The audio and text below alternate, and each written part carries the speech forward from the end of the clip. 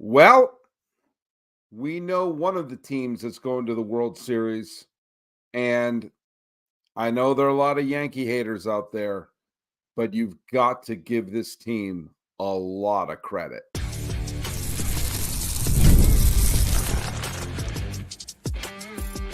You are Locked On MLB, your daily MLB podcast, part of the Locked On Podcast Network, your team every day. Hello, baseball fans, and welcome to Locked On MLB, part of the Locked On Podcast Network, where it's your team every day. This is the daily podcast. We talk about all of Major League Baseball. I am your host, Paul Francis Sullivan. Please, I'm begging you, call me Sully. I've been a baseball podcaster for a long time, and I am wrapping up my sixth full season here on the Locked On Podcast Network. Today's episode is brought to you by our good friends at PrizePicks.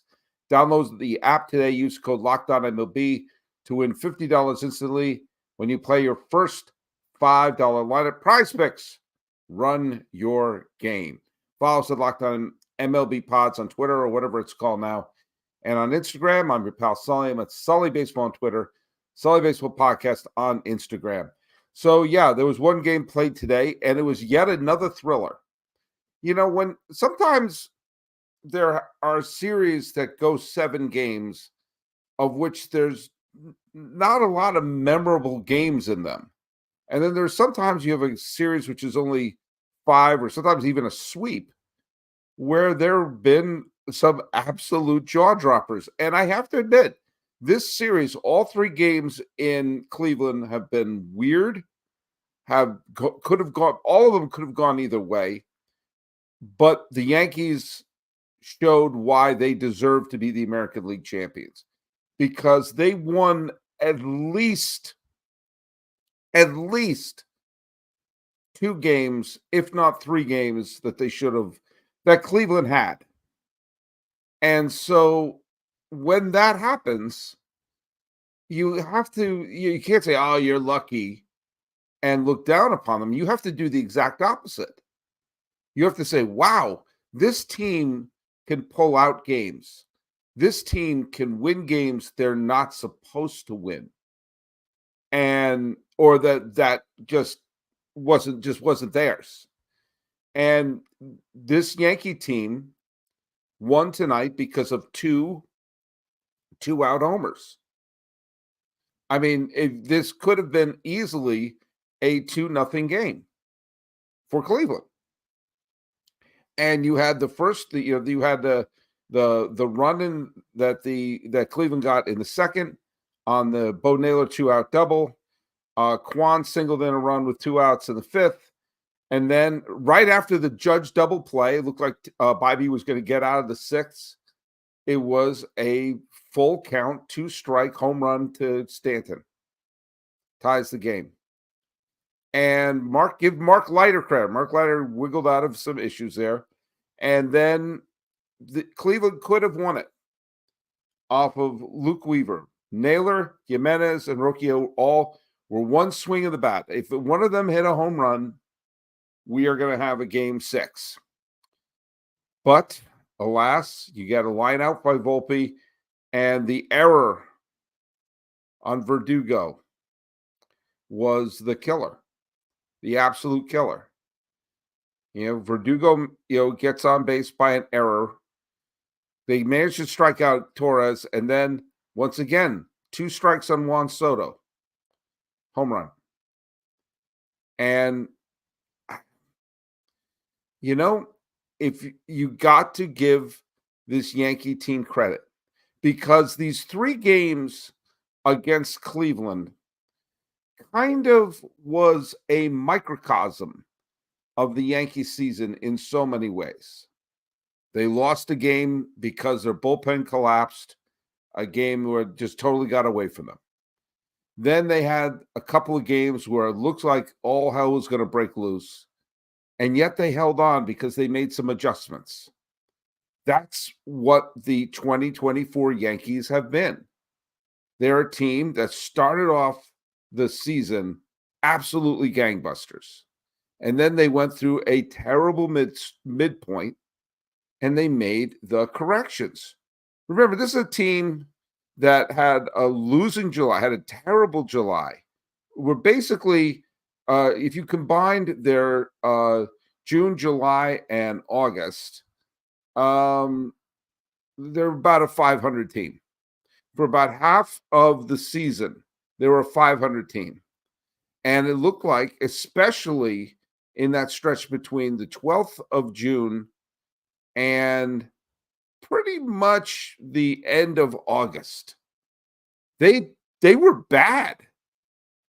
And they made some adjustments. And they did the right things, and you saw them basically do the exact same thing in the series against Kansas City and the series against Cleveland. They're 7-2, so it looks like they absolutely steamrolled Kansas City and Cleveland. But they didn't. They played well. They won 2 one-run games against Kansas City, and game 4 was a late win. And they won 3 very close games. 3 of the 4 games really could have gone either way against Cleveland. And this is a sign that this team is battle-tested. This team has played games where they've had to show resolve, had to show some guts, and they have. And again, this is coming from a native New Englander, grew up with the Red Sox, not exactly a Yankee lover. Can't really say that I'm necessarily doing jumping jacks of happiness that I'm praising the New York Yankees right now. But what you have to do? You have to give credit where credit is due. And sometimes it might be good for the game to see the Empire strike back every once in a while. It's been 15 years. And remember, if you're a Yankee fan in your 20s or younger, this is really your first World Series. You don't really you're too young to remember 2009. This crew is your first one. And do I think they're going to win it all? I don't know. They sure show they can do it. We're going to get a little bit into who their opponent's going to be in the final segment. But you have to give this team credit. They got the hit when they needed. And no bigger example for that is Giancarlo Stanton. Now, full disclosure, if it were up to me, and it's not, I would have given the series MVP to Gleyber Torres. And the reason is because he just was in the middle of everything. He sparked everything. Everything. He was, no matter what was happening, Torres was in the middle of it. That being said, I'm not going to protest about the Stanton MVP. I totally understand it. And the fact that he drove in 7 runs in 5 games, hit 4 home runs in 5 games. And this, I think, is the most interesting stat. Cleveland held him to 4 hits. He only got 4 hits the entire series, but all 4 of them were home runs, which goes to show you how flawed, in many ways, the batting average stat is. His batting average, if you just look at his batting average, he only batted .222. His OPS was 1.222. That's right. His OPS was literally 1,000 points higher than his batting average. He gets the big home run to tie it, and then Soto puts them ahead. And Soto is going to be paid very, very well. If the Yankees are smart, and who knows, they might be, they just should offer him whatever. Just say, call us when you're done with all your offers, and we'll give you that plus $1. Soto is going to sign with whoever offers him the most money. That's going to happen. If the Yankees want him, money is not a barrier for them. They can sign him. And I think there's a very, very good chance he signs with them. But there's only one factor, and that is how much money you're going to give me. That's literally it, especially with Boris wanting to prove to the world he's still got it after last year's disappointing offseason. He has Soto, an MVP candidate in his prime, as a free agent and you think he's going to give someone a hometown discount, he will offer, he's going to be offered to every single major team. Now, he may very well sign with the Yankees, and he should, because we're seeing he can handle the spotlight of New York, and the combination of Judge and Soto is really tremendous. But it was Stanton. Let's face it, Stanton is the reason why the Yankees are going to the World Series. Not because of his regular season, but because what he's done in the postseason. It's because of Giancarlo Stanton, who is having a career-defining postseason right now. For someone who's already been an MVP, but someone whose career has,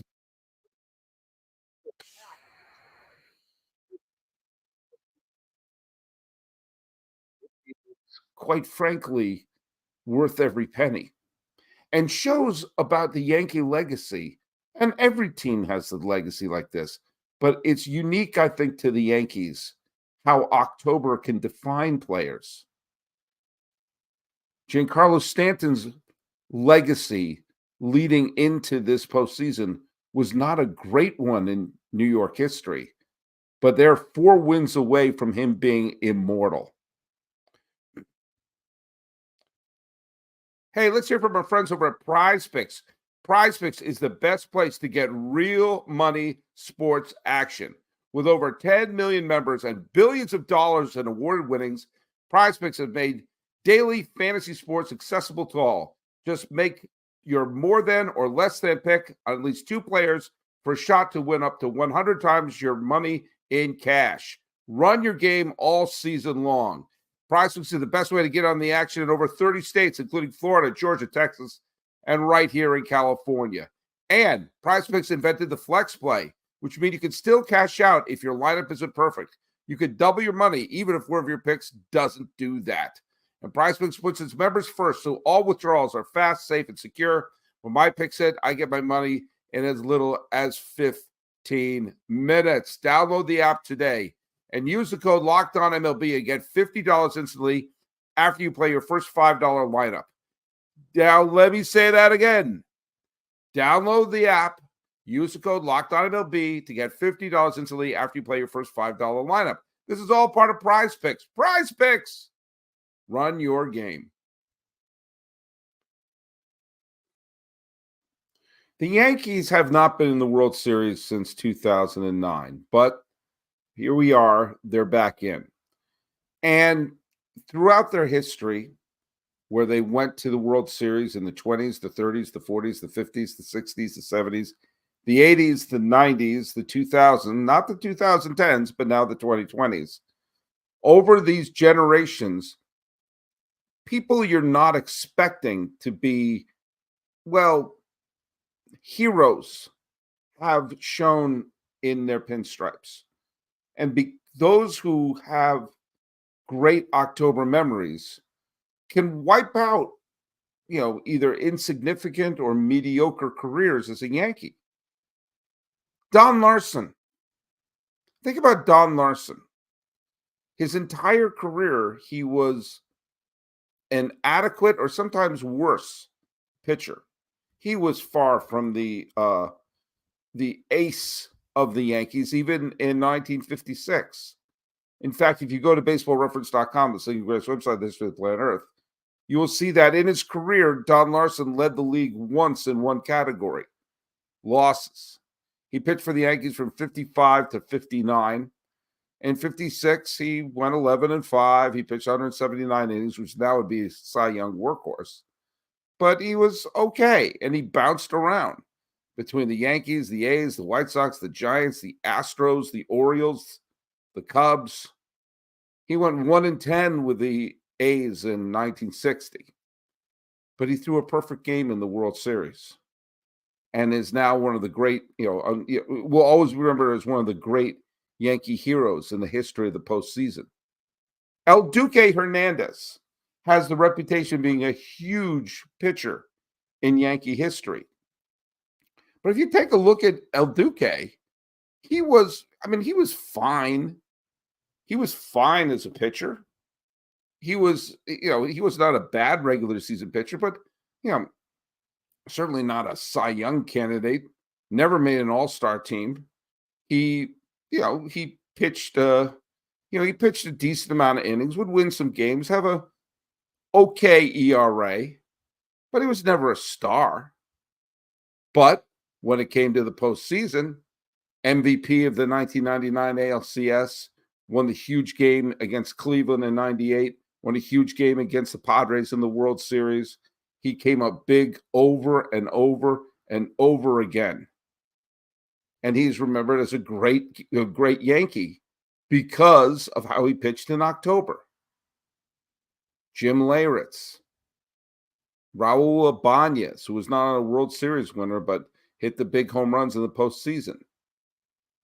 Think about Brian Doyle. Think about someone like Graham Lloyd and David Weathers, who had terrible regular seasons and came up big in the postseason. Think about Jose Vizcaíno getting the walk-off hit. I'm not even going back to, the days of yore. I'm talking about like in the Torrey years or in the Bronx Zoo years. Jim Beattie coming out and throwing a complete game victory. And there have been players who had great regular seasons who were forever vilified because they had lousy postseasons. Now, of course, A-Rod should have had all of that wiped out with his brilliant 2009, but for some reason he didn't. I don't quite understand, and I'll never understand the hate of A-Rod. But now you take a look at players like Giancarlo Stanton, like Garrett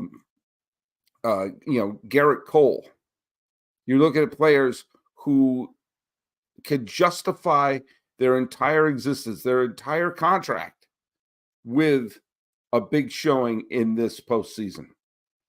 Juan Soto, came up big time, and we're seeing what that will amount to. And so when they have old timers days in the future, and this is an element that I do feel like it's good for Yankee fandom, that you could have someone to talk about other than bringing up the core and everything like that. This is a brand new core and a brand new team and brand new memories for Yankee fans. Again, I would love it if they could sit in it for a while, but do you know what? They can't. They're going to the World Series. And Stanton's contract, which has been a huge albatross of people bringing up and, was this worth it? Was this worth it? Was this worth it? Remember, Stanton was a few feet away from hitting 3 home runs in the wild card game against the Red Sox in 2021. But here we are. Contracts have been justified so far. And if this Yankee team goes on to win it all, the only memories people are going to have of Giancarlo Stanton and many of these other players is the victory. And it will also justify Aaron Boone, who is no longer the answer to a trivia question of the longest tenured Yankee manager to never make the World Series. It's now reverted back to Buck Showalter, who had the 1994 World Series pulled out from under him. Octobers, they make Yankee legends. And now Giancarlo Stanton could find himself in that prized company. And we know games 3, 4, and 5 of the World Series are going to be played in New York. But which stadium will they be played in? We're going to find that out.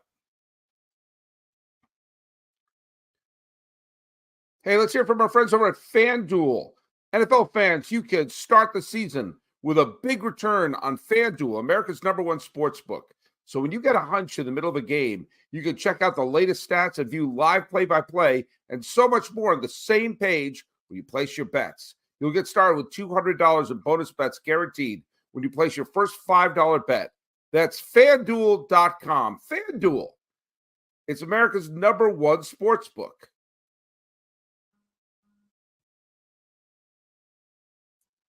Check out Stacey Gotsulias and Locked On Yankees as they celebrate the Yankees' first pennant since the formation of the Locked On Podcast Network. And salute the Cleveland Guardians. They won the dramatic series against Detroit, and a bounce here, a bounce there, we're playing Game 6. They're still a good team. And it's nice to see Bybee go into the 6th inning.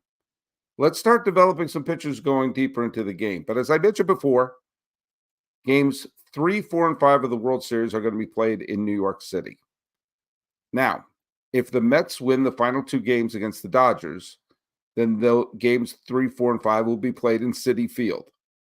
If LA wins one of the next 2 games, then games 3, 4, and 5 will be played in the Bronx. I am leaning towards the Dodgers winning. They're going to throw a bullpen game later tonight. I will be there. I'm going to be at the stadium, at Dodger Stadium.